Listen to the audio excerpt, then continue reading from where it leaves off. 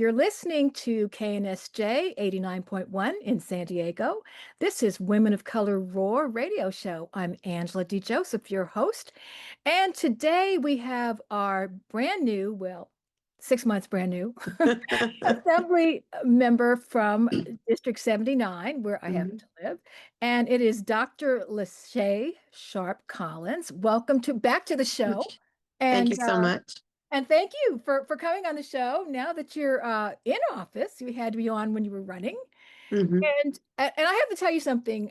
You are the most joyful person that I. Oh, Yes, you. I feel like you're enjoying your job. Is that I true? do. Yes, it's true. I do. I Okay. really do. Okay. No, I feel it. And I every time I see, I'm like, and you know what?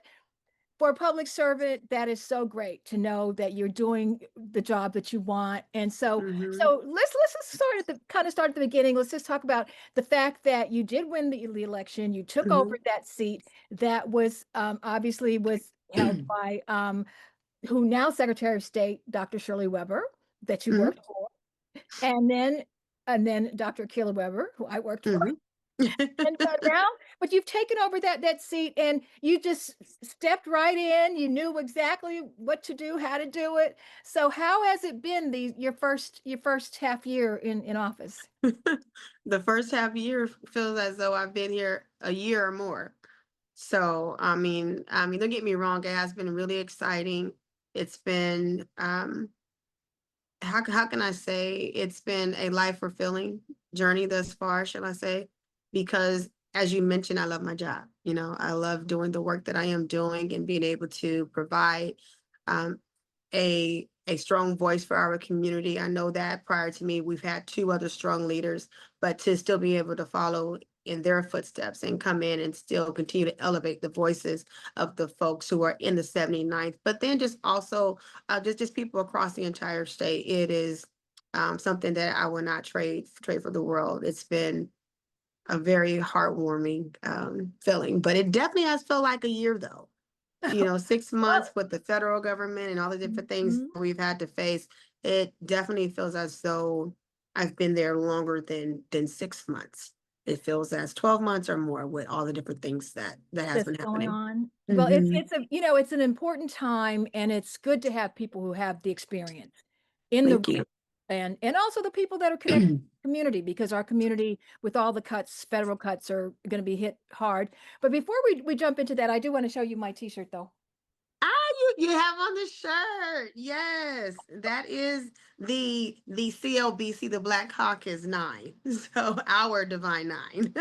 Well, and I was really thrilled. I love that it was the black women, Mhm. and of course the ones that I'm in the We're district at the top. at the top where Yeah, you we're at belong. the top.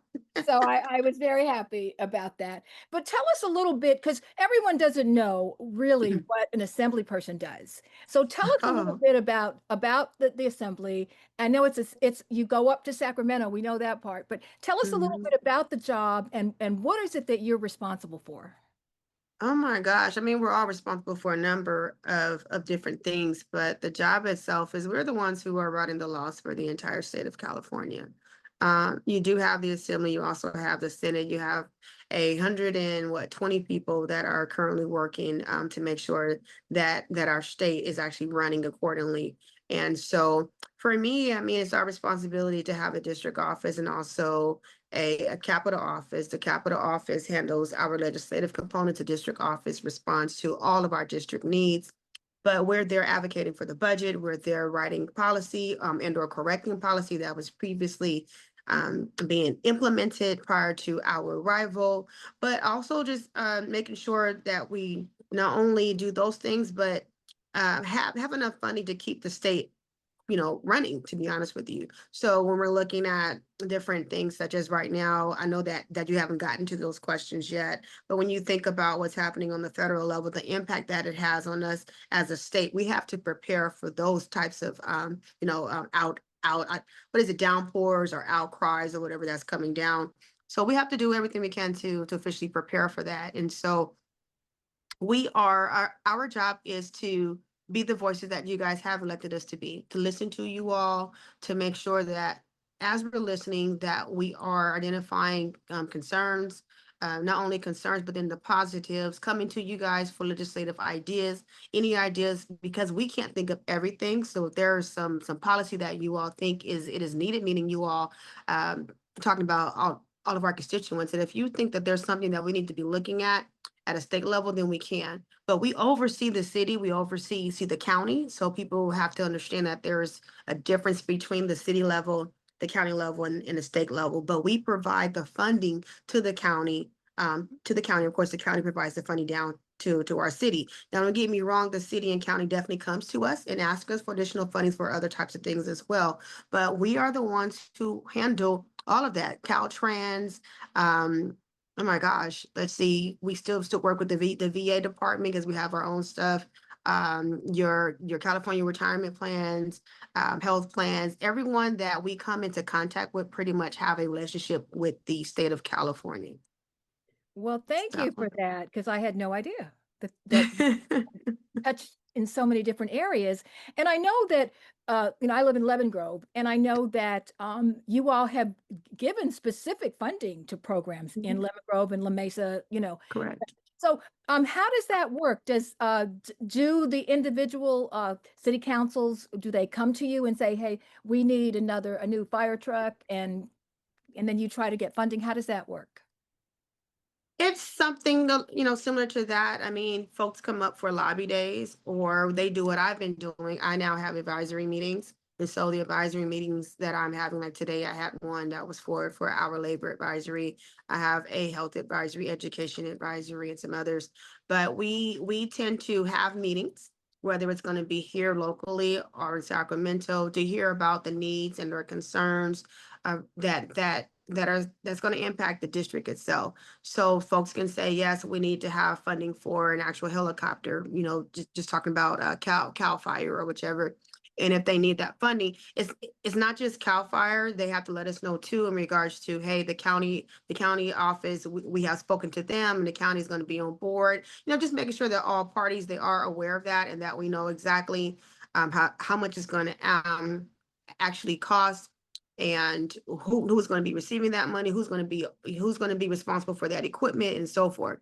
Now, in the past, considering the budget year, we've had it to where the districts can get their own I guess you could say projects funded. So, well, I wouldn't say projects, but let's say, for example, there was a park that's here, which is we have plenty of parks that needed some funding for them to to move forward. And so I can put in a request to the state to possibly have funding allocated for our loophole trail, or for a certain park or statue or whichever. That doesn't mean that our ask would actually be funded, but we could put in budgetary ask. But folks can meet with us. They can let us know what their needs are. We can have these conversations. And then us as members can put in budget requests through letters, or we can go talk to the budget committee, or we can have some legislation put together that also can be attached to a budget ask, and et cetera. So there's a number of things that we all can do.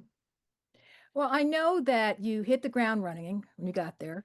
So you introduced your own bills and so tell us a little bit about the process when you come up with a bill, and then how does that work? You go to your peers, goes to committee. Take us through the process of a bill that, for example, I know you just got a bill Oh, wow. signed by the I governor did. and I into did. law. I did. Thank you. I mean, the process is pretty long to not, honestly, just to kind of go through. But the legislative ideas, the bill ideas can come from me directly as a member. It can come from our constituents. It can come from an actual sponsor, meaning a outside organization. It can come from anyone, to be honest with you. And it's just a matter of shopping around the idea to find an actual author. So in this case, I authored about 21 bills for this particular year. At this time, only 10 of them have been able to move forward to the Senate. One of those bills was officially signed a couple weeks back, but the other ones are moving through the House. So the way it works is the bill is being authored. You're working with the various community partners in regards to that bill. Yeah, you do have a legislative director and a legislative aide and chief of staff and others who is doing the research, and they're working with different committee consultants, and not only for the consultants, but outside organizations as well to gather enough data, they need information to be able to pull together enough information to help push the legislation along. As you are doing that, there's a process of submitting a full packet to get an actual number assigned to it and all that stuff. There's so things have to be submitted to Ledge Council, and they will help draft the official legal language. So we don't officially draft the legal language unless someone's outside or organization have legal language, but it still has to go through the Legislative Council.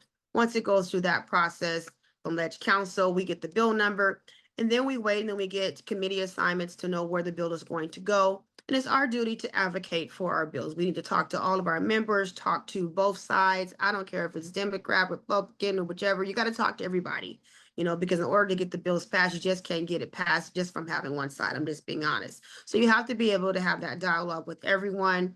Not only is it dialogue with everyone, but talking to those that may be in opposition, those that are in support, and figure out how to find some type of middle ground. Pay close attention to the financial costs of certain things, because if there's a cost, it will have to go through the appropriations committee, and each house has a different limit. And so your bill could get stuck in appropriation and never get out because it's going to cost the state too much. So I'm saying a lot, but I'm telling you, there's a lot more to this. There's a whole longer process from the committee hearings to not only committee hearings, but to floor sessions and moving from each house. It has to go through each house before it can get to the governor's desk. So I know I said a lot, and there's a lot of steps that I'm not covering. So, but Oh, it's important. I have to. This one of the things we do on Women of Color War is that we try to educate. And so people don't know and want to know. People want to know. And I just want to say that, when you said only 10, no, not only 10, 10, not only 10, that's a lot. You had well, 10 bills, 10 bills. First of all, the fact that you wrote 21 is a lot, but yeah. 10 move forward. And so people need to understand that is a big accomplishment. It honestly, it is. Yeah. And to be a brand new member, that is a huge accomplishment, because not everybody can even get 10 to even move out of their Mhm. house over to another house. So my legislative package is actually called the Working for Families package. And a couple of bills that I can highlight for you as well is Assembly Bill 987. And 987 is a bill that is targeting the unreasonable towing fees that nickel and dime people here in California, so our California drivers out of their hardworking, money. And so we are working in collaboration with the good actors, okay, who are part of the towing industry, and just to prevent this cycle of poverty. So my favorite part of this bill, though, is that we will ensure that if you pick up your car in a timely manner on the first day that is towed, you will not be charged for a full day of fees. Of course, that actually took some negotiation, because I wanted a full half day, but I got it down to start to at least 4 hours. So at least you have the ability from the time it's towed and it hits that lot to come in and get the car without being charged the fees that you would typically get just from it coming off of the tow truck, which is a full day, and it wasn't even there 30 minutes. So my goal is to eliminate that. Another one, which is the Legislative Black Caucus top priority, is Assembly Bill 766. 766 is my DEIA bill, Diversity, Equity, Inclusion, and Access. And that bill is to help to protect and strengthen DEIA programs within the state of California. And we know that with these federal cuts threatening, our current way of life, that we need to do something to make sure people know and understand that we have to have things in place to respond to the various needs of our population. And so programs must be accessible. Programs have to include outreach in different types of language and so forth. And this bill is one that will make things possible. This is our way of responding, of saying, no, DEIA is important and it will remain here within the state of California. We're not doing anything wrong. So why not make sure that we are supporting our diverse population? So those are two It's that I wanted to interesting. highlight for Just you. before you go on, I just wanted to point out, the bills that you're introducing are the ones that are going to help the most vulnerable populations. Correct. Because, a lot of times people get their car towed because, something happened and, maybe they didn't get their paycheck, or something happened and they didn't Mm-hmm. bill or something. And then you end up having to leave it there because you can't afford to get it out.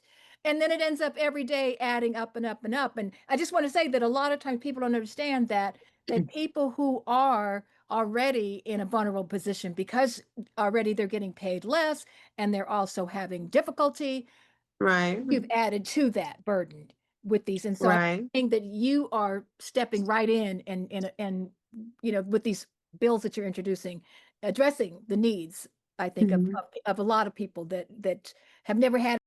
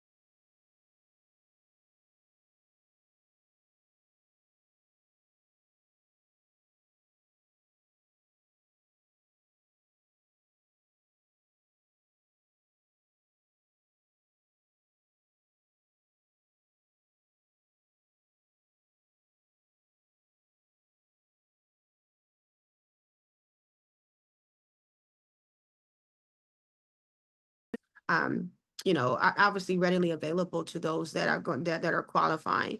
We know that CalFresh itself, the benefit reduction of 827 million, that is what was going to be happening. It's gonna, we're looking at 303,000 children and adults who would not meet the new work requirements statewide. We have 96,000 people who would be affected here within San Diego County. And that requirement means that these individuals must work or volunteer 80 hours a week. So the new provisions also remove the exemptions for individuals experiencing homelessness, veterans, and our former foster youth. So we will see about a 43,000 people's benefits decrease. Most of them will be done by half, from an average of like $6 a day, as I mentioned before, to about $3 a day.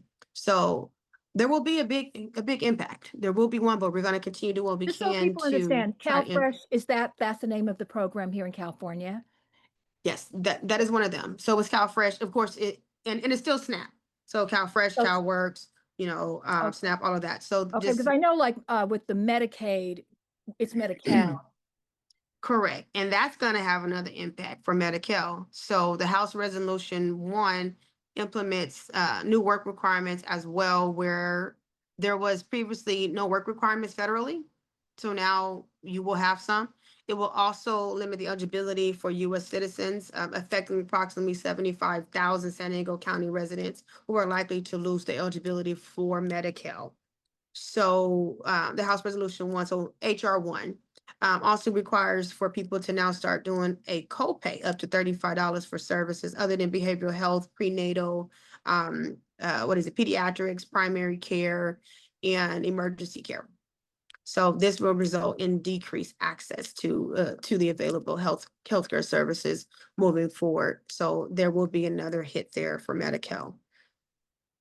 The people that it's interesting that the people that need this the most, some of them, I did talk to one person who she said she couldn't get off work to go down to the appointment because she gets paid by the hour, and she couldn't afford to lose a day of work to go down, Hmm. Hmm.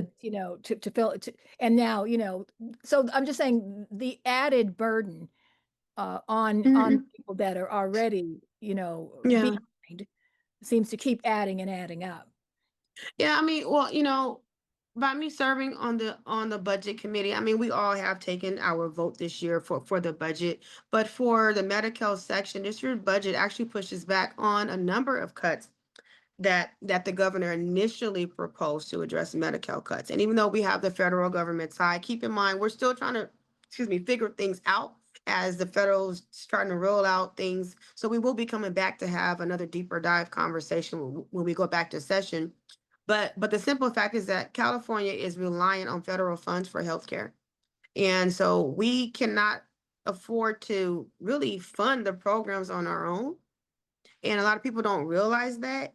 So that being said, while we have to make some choice, some tough choices, and we know that some of them were actually made, we do continue to fund the healthcare, and we're going to continue to do that. We're going to continue to make sure that we have limit co-pays and keep healthcare readily available and accessible as possible. So um, there's so much that's going on, but like I said, we will be coming back having a deeper dive conversation once we get a better picture of what's coming down the pipeline from the federal government when we return from our recess. But we know that healthcare is not only cost saving, but in fact is a revenue generating. You know, as healthy individuals perform better in school, and they perform better at work, and we generally have better outcomes, and everyone is healthy. It So. seems like a no-brainer, but the fact that that would be an area where they would cut. Uh, Now, let me ask you this about the Congressional Black Caucus, though. So I noticed that a lot of the bills were all very powerful, very strong. So tell us about you. Now you're part of that, and what does that organization stand for? What do you all do, and what is the mission? So we are the California Legislative Black Caucus, CLBC. And so that's what that is. And I mean, and we're just advocating for a number of bills that impact our Black Africans, our African American communities, and also our immigrant communities as well. So just keep in mind that the CLBC covers everyone who actually looks like us. Basically, I'm just going to summarize that. But we have a package just titled the Road to Repair 2025 package, which is building off of things that happened prior to me arriving, things that was being done under Secretary of State Weber when she was here and others, and from the reparations task force, from when all that stuff took place. So the package is based on making sure that we repair the damage that has been done to our community over centuries. And so we're starting off with different pieces of legislation to ensure that we get things put in place, whether it's with housing, whether it's in the area of health or the education sector or anything else. So we're definitely pushing for some legislation to make sure that we go back to repair the harm that was done to our Black and African and immigrant communities here within the state of California. So there's a huge package, and I don't have all those bill numbers in front of me and all of that, but there is a package, and we will continue to advocate for those bills as we're moving forward. And then how did you all get together the Black women and see Akila, Lachey, Lori, Lola, Lori, Malia, Mia, Mm-hmm. Ladika, and Shirley, right? Sade, yeah, Sade. I see at the Okay, bottom, it Sade. should be Sade. Mm-hmm. Yeah. Well, I mean, Assemblymember Tina McKinner is the one who put together the shirt, but she just wanted to make sure that everyone knew that we have a lot of strong Black women who are here in our state capitol advocating on the Assembly side and our Senate side, but also who are our Secretary of States, our state controllers, and so forth. That we are here and we are in various positions, and collectively we are a force to be reckoned with. We have a lot of power, and we're going to exercise that power and let people know that hey, we're here, and we want to make sure that we have some legislation in place that's going to protect us and stand up against the things that are coming down the pipeline from our federal government. So that's We have us. two constitutional officers that are Black women. So we have our Correct. state controller, Secretary of right? State, And and then Secretary you of have State. Malia. Mm-hmm. And yeah, so we have, and so, so to have all of you come together, Senate, Assembly, Secretary of State, State Controller, that is Mm-hmm. powerful Yeah. coalition. to be working together. And given the numbers that have come out with the federal cuts, the greatest number of people that have been cut from the jobs are Black women. And of course, as we know, so many of our community members are going to be affected by the cuts to Medi-Cal and the cuts to SNAP and then also, the funding that's, been cut back for grants, for Mhm, HBCUs. There's so many things that are going to directly impact, particularly our next generation too. So mhm. I know that you're very involved in education. Tell me about some of the policies that you are working on that have to do with education. Believe it or not, I don't have a lot. I don't. Everything right now has been trying to address affordability. One of the one bill that was signed, I don't remember the bill number right now, but that one's for the Williams Inspection Act, just to make sure that the schools have enough time. Instead of having the 4-week requirement, we have pushed that out to 8 weeks. So that way they can come in to do and have a thorough assessment of our facilities and make sure that things are obviously operating correctly, and meeting all of our requirements. So that bill was signed and it is in effect right now for all of our school districts across the state to be able to have a little bit more time to properly have their facilities evaluated, accordingly. And so I'm thrilled about that. But there's other legislation that has been pushed by a number of colleagues that do serve on the higher ed committee, and I do not serve on our K-12 education committee, but I do serve on a higher ed. I did have a bill that was held, which was dealing with our non credit courses from the community colleges, but that bill was actually held. But no, I haven't had a lot in this particular sector. It's just been mostly trying to focus on making sure that we have bills in place to address affordability, to address access, to remove some of the barriers that currently exist. But if there's any other education bills that you could think of or others could think of Well, as we're let me tell moving you, I forward, have a bring couple them up. questions though, and that is what's happened with the attack on teaching ethnic studies, Black history, banning of books Mm, books that we grew mhm. up reading. Some of our Pulitzer Prize winning authors, their books are being banned. So I just wanted your thoughts on. It seems like what is it called? Anti-intellectualism and an attack on educational institutions. You see what's happened with Harvard and Yeah, Columbia, and yeah, seems to be an attack on yeah. education. We're still operating normal. We're still moving forward because our institutions have not done anything wrong. No one is going against Prop 209. We are literally moving forward and educating our students based on what we know to be true. And once again, we're not violating anything, which is what the leadership, the federal government believes that people are doing. But we're not. The states still have the ethnic studies requirement. We know that that is a graduation requirement that goes into effect, what I think by 2030. And so the ethnic studies requirement still exists. It's just a matter of pushing to ensure that we allocate the funding to the ethnic study requirements and just continue to advocate for that. So it's here. It's been here. Nothing's going anywhere. We still have our ethnic studies departments, Africana studies, Chicano studies, Latin, the Asian American Studies, the Latin American Studies. We still have all of those departments within our institutions. There have been some language changes, obviously, as it pertains to DEIA, but we have been able to remind people that here in the state, we've already said that DEIA is it's staying, and that was done by the governor's executive order a couple of years ago, and that's where I'm coming in at, and the Black Hawks is coming in at, with reiterating that we are fine here within the state. That's why we have Assembly Bill 766. So we're telling people do not panic. We're going to keep operating the way that we should. We have our DOJ doing the work that he is doing to ensure that we still receive our funding here in the state. And so we are prepared. We are prepared and we're moving forward and we're trying to encourage everyone and let them know, hey, here in the state, DEIA is going to Get stay. over. Sorry. You're listening to Women of Color Roar radio show, KNSJ 89.1 FM in San Diego. Our special guest on the show is our supervisor, Monica Montgomery Steppe, and she is our supervisor for District 4. And I want to say, welcome to the show, Supervisor Montgomery Steppe. Angela, it's so good to be with you. Thank you for having me on the show. We got a chance to talk to each other when you were at the city council, And I know you made this move, and you've been very busy. And there's, there's been upheaval over it since you came when one supervisor was out, Nathan, and then now we've had another one, that was out. And now we had another special election. And so I said, let me hear it from directly from the source. And a lot of people are still don't exactly know what is it that the Board of Supervisors does. So if you could just like fill in our listeners and tell us a little bit about your job and what exactly the Board of Supervisors is responsible for.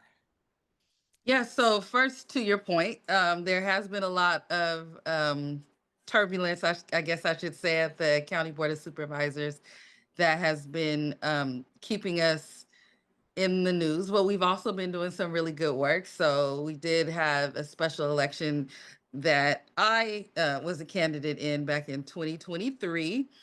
And I was sworn in on December 5th, 2023. And now we are wrapping up another special election because the former District 1 supervisor resigned at the end of last year, beginning of this year. So there will be a swearing in on July 22nd, next Tuesday, for our new District 1 supervisor, who is Paloma Aguirre, currently the mayor of Imperial Beach, but will be becoming our supervisor for the majority of the South County very, very soon. So all of that being said, yes, there's has been a lot going on, but as a supervisor, really our job is to govern over the county agency, which is really the public health agency of the region. So we make policy decisions, budget decisions in an 8.5 billion-dollar budget every year for over 3.3 million residents here in the county. My role as a District 4 supervisor is I govern directly for about 650,000 residents, in the district, in District 4, as far up as North County, I'm sorry, Claremont, south down to Paradise Hills, east over to Spring Valley and some unincorporated areas there, and then west as far as Balboa Park and Mission Hill. So it's a very large district with a lot of different interests. But essentially, the county oversees our behavioral health services and all the programming that they do. We have the jails in our system. We have foster care in our system. We have all types of entitlement programs within the county system. So it's quite a bit of work, and it's very different than the municipalities. How is it different from the city council? What is the difference in terms of the jurisdiction? Yeah, so I was, as most listeners probably know, I was a city council member for almost 6 years. And during that time, I was also the representative of District 4 within the city. But that district encompasses about 160,000 people. We concentrated more on, neighborhood safety, land use issues, those very, you know, quality of life issues that are really close to home for people. And so really that is one of the major differences as far as jurisdiction. The other difference I think that has been glaring for me is that, there's the 5 supervisors, right? And each supervisor really has an equal amount of power within the county structure. In the city, in particular, the city of San Diego, we had a strong mayor system. And so the mayor was in charge of all the executive functions, and the council was there to pass legislation. So the County Board of Supervisors role, although we have a chief administrative officer that conducts the executive piece of what we do, or implementation of the policies that we pass, we still have sort of a quasi role as supervisors. And that's really different because at the city, it was, the strong mayor really had the power to slow walk policies that the legislative body passed or do other things to, sometimes obstruct some of the policies that were important to the council. Here at the Board of Supervisors, it's, a different structure with regard to power. So I know that there were a lot of concern about this balance of power on the board, and it is nonpartisan. And so, but it was important to get someone that shared your values, ideology. So can you speak a little bit about why it was important for you to support Paloma for this seat?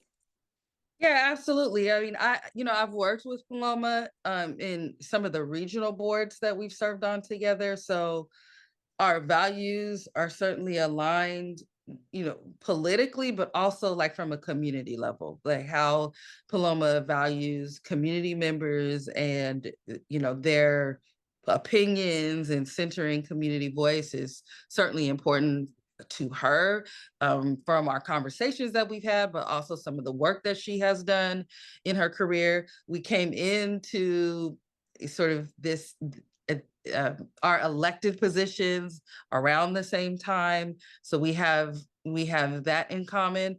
But if you just look at what's going on right now, the county, we administer a lot of the programs that the recent bill that was passed by a Republican Congress has passed, that what they call the big beautiful bill, which is really a disaster for our communities and gives the top 1%, their tax cut, while children and seniors and people with disabilities will no longer have health insurance and will no longer have the programs to assist them with even eating, and being able to survive in that way, right? Those things are being cut. So it's very important. It was very important that the majority be the Democratic majority on this county board of supervisors, because it is really our one opportunity to provide a barrier against the Trump administration and what they are doing.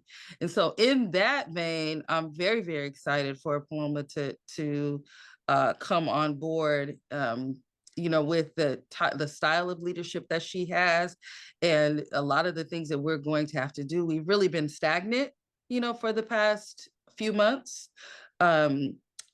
The vice chair, Tara Lawson Reamer, and myself, we've put initiatives forward that, have stalled at the board around these issues. Some have been able to pass, right? Because we have,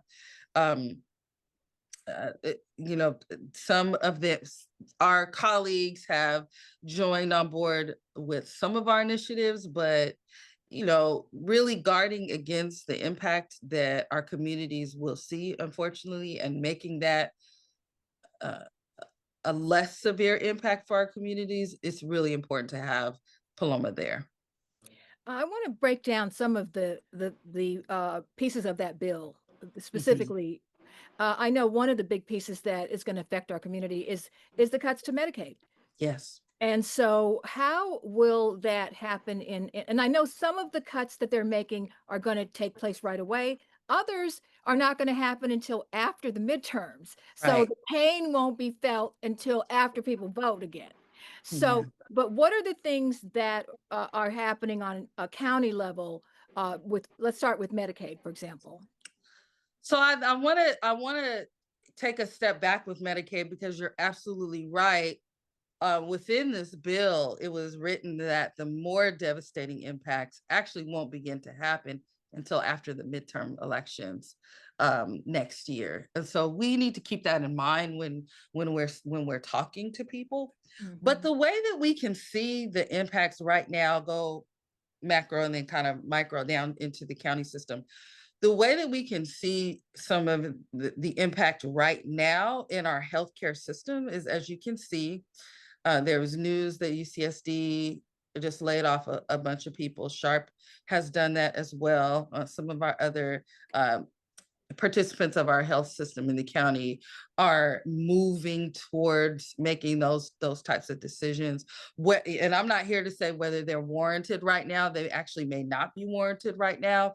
But the thing is the impact of knowing what's to come in those systems that serve our most vulnerable communities through our Medi-Cal, what the nation calls a Medicaid.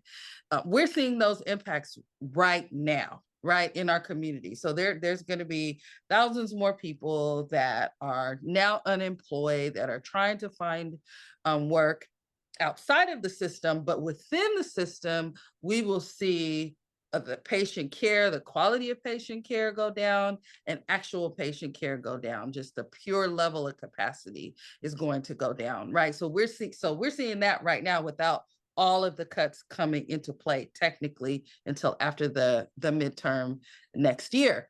But at a county level, the types of eligibility restrictions and that are listed in this bill will hurt the county administratively. So what do I mean by that? That administrative burden that, for example, work requirements will cause. And we need to be clear.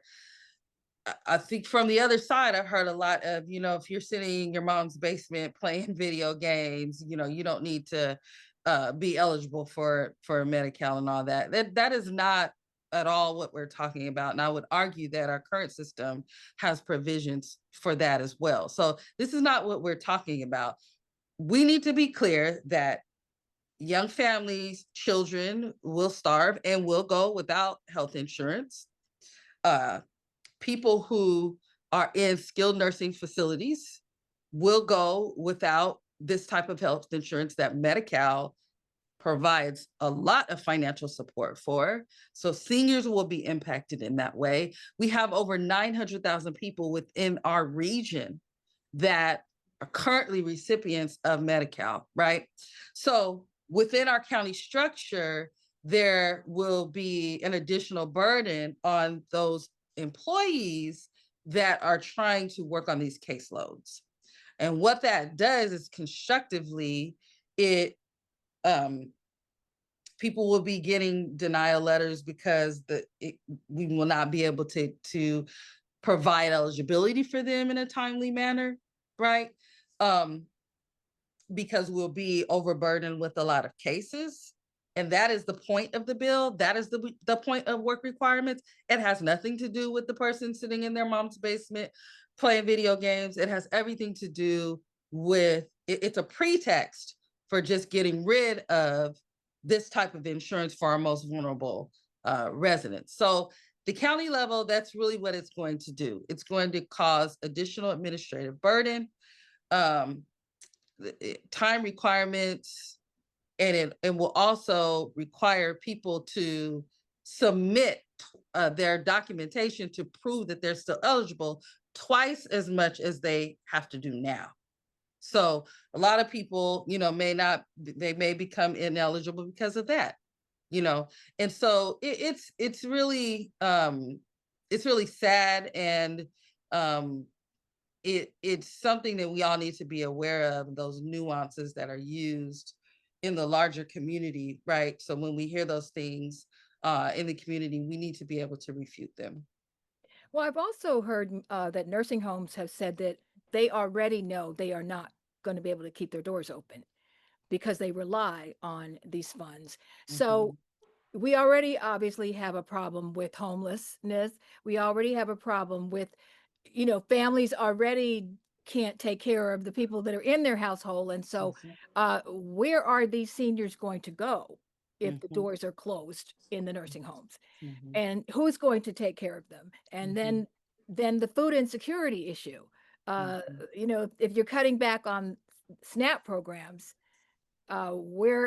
who's going to take up this slack, I guess is what I'm looking for the most vulnerable. And then the other thing is the veterans that are also being taken off of programs. Absolutely.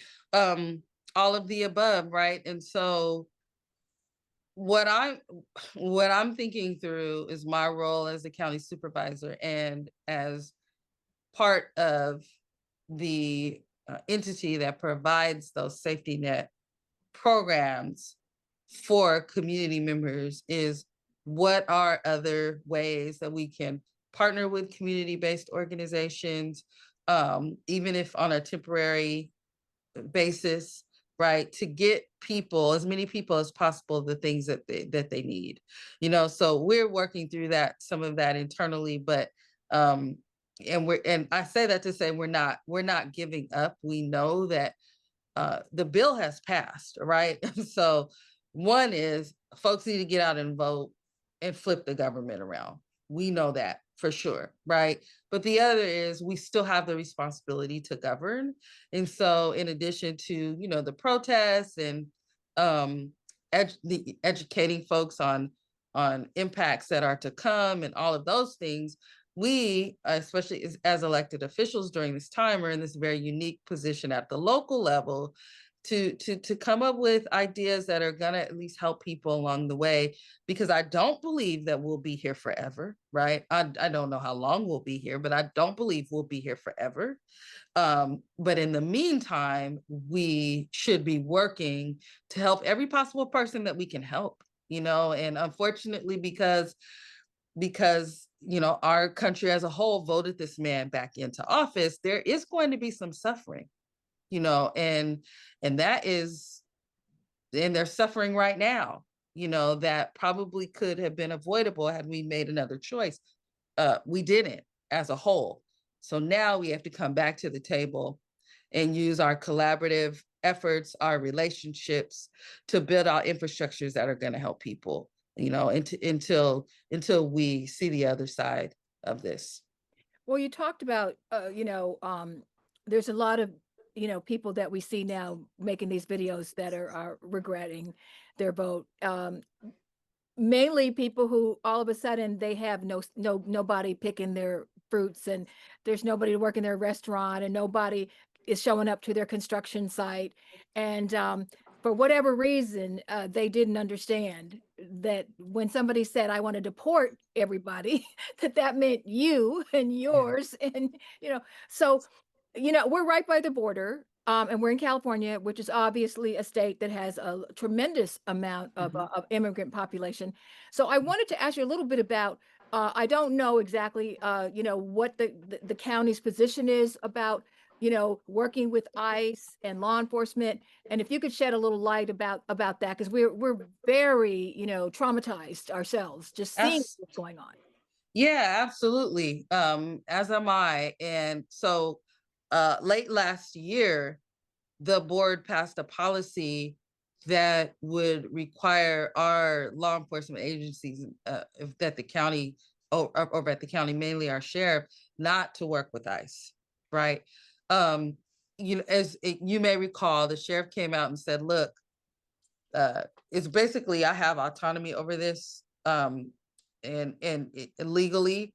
Now, she said that because, one, she is an elected official, and I have to make that clear to everyone. At the city of San Diego, for those that are familiar with the city, there was somewhat of a different structure, right? The mayor has the opportunity to nominate a chief of police, and then the council confirms or doesn't confirm, but that's how the process goes.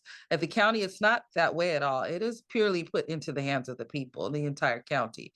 The sheriff and the district attorney are elected representatives. And so there is a limited amount of oversight that the county board of supervisors has, although the attorney general does have additional oversight. Nonetheless, with all that being said, we still passed a policy that would severely restrict any type of collaboration with ICE. Of course, we were put on some kind of list, some kind of Trump list for that. But I mentioned that because at that time we did have a majority. It was a 3-1 vote, and that was the way that we went. So that is the sentiment of the board. That is the sentiment of the county, right? And you're right that the impacts that we're seeing, those of us who understand how important it is to have welcoming communities, could see this coming, right? But others could not. I think that there were a few California state Republicans at the state legislature that put together a letter, right, to send to the Trump administration about how the ICE raids are really negatively impacting a lot of different aspects of our economy in California. Um, we know that, right? That is not news to us, but that certainly is news and new to these people who either thought, what I hear a lot is people thought, oh, he's going to get the violent criminals, that kind of thing. That's what I hear a lot from people, and they didn't realize that this would be the approach, that this is a part of tyranny, this is a part of what a dictatorship begins to look like, because the cruelty is the point and the fear is the point, right? And so I don't, I really don't know how we're going to get out of this other than fighting together and staying strong, supporting each other in those little ways that turn into big ways, and then doing more at the county to show where our position is. But we did take that vote, and that vote does stand. I wanted to ask you about the sanctuary city, because I saw one of our neighboring cities said they were not a sanctuary city. So what does that mean? Yeah, there's different terminology that the administration uses that California may or may not use. We have passed the policy, and it revolved really around that relationship with law enforcement and the federal agencies, including ICE, that are doing these raids. And so our stance was very clear, but even in that, some folks would say, well, technically, we're not a sanctuary city. It doesn't really, the point is we should all be welcoming to each other. The point is that with regard to immigration policy, if folks want to move forward and have legal pathways, there have been opportunities to do that. Right. But now the enforcement that we're seeing is a tactical decision made by this administration. Right. That is really the point. The semantics is not as much the point as it is the cruelty that we're seeing, and the unfairness that we're seeing, and the fear that is being embedded into people's hearts. We have to focus on that and fight against that. And the only way we can fight against that is if we do it together. So if we, for example, want to just be aware, are there information places that people can go to understand what their rights are, and that they can inform their neighbors and that sort of thing? Yeah, I know that, and this is, again, we have a policy coming forward at the county. Okay. That is going to be focused on businesses and how to guard against these types of raids, and this cruelty and invasive nature of the administration and what they are requiring ICE to do. So we have that coming forward to the Board of Supervisors on Tuesday as a fuller discussion. We also have community-based organizations that are on the ground that are going through these processes with community members and with business owners. They are doing that the way that they feel they need to do it right now in order to protect people. So if it's not out there, if you don't see it out there in the main networks, it is going on. And I know that community-based organizations are participating in that, and the public can certainly hear more about specific efforts on Tuesday. Even before this, tragedy of a bill happened, people were in trouble. So we had, housing crisis. Yes. People are not making a living wage. What type of services do people reach out to your office when they're in need of? All kinds. Again, the cuts that we're seeing, you mentioned housing, we're seeing cuts in our HUD programs, in our housing choice vouchers that we distribute as a county. We hear a lot about different aspects of health and human services. People come to us to walk them through their eligibility for the various programs that we administer at the county. There are all types of constituency services that we provide. We also, so on a larger level, pulling back a bit, we do homeless resource fairs. We've done 3, I believe, since I've been in office. We've been able to communicate with over 500 people who are unsheltered right now and provide them with services that the county provides, but also other services that our community-based organizations provide as well. So that is something that we hear about often. We just did our grants workshop through our community engagement team, that we know the importance of community-based organizations and the things that they do for our communities on the ground, and we want to be able to support that through our neighborhood reinvestment funds and other discretionary funds that we have in our office. So we have done that, but it really is about, being out in the community and hearing the constituency concerns. We also hear a lot about behavioral health services, right? And the need for the types of assessments and other services that are provided by our behavioral health services department or their community-based partners. So that's a big one. And that is something that, cities do not offer, right? And so that responsibility is certainly on us as a county. I would say that a lot of times people automatically couple behavioral health services with homelessness, and I don't think that's a fair assessment. I think in all the studies that we've done, I'm thinking of a somewhat recent one done at the University of San Francisco. At the most, 35% or 40% of the people that are unsheltered are dealing with different levels of mental behavioral health issues, right? But there's so many people that are homeless that we do not see, right? And so that we also need to keep in mind. We need to work together on these issues and not sort of play a blame game, right? But work together on a lot of these issues, understanding what the issues are. So that's another big one. Behavioral health services is another big one that county let me sees. say this, that Mhm. one of the problems is that a lot of times people don't have enough information to know how to get these grants or how to find out about the services that are available. So I want to tell you that, as I did tell you that I did come, and your staff did a great job, because it was explained finally in a way that we could understand, because there's, a lot of the times it's so complicated. And for people who have a small nonprofit and can't afford to hire a grant writer, and you don't have the expertise within your organization, you get so frustrated, trying to you get a headache trying to figure out how to do it.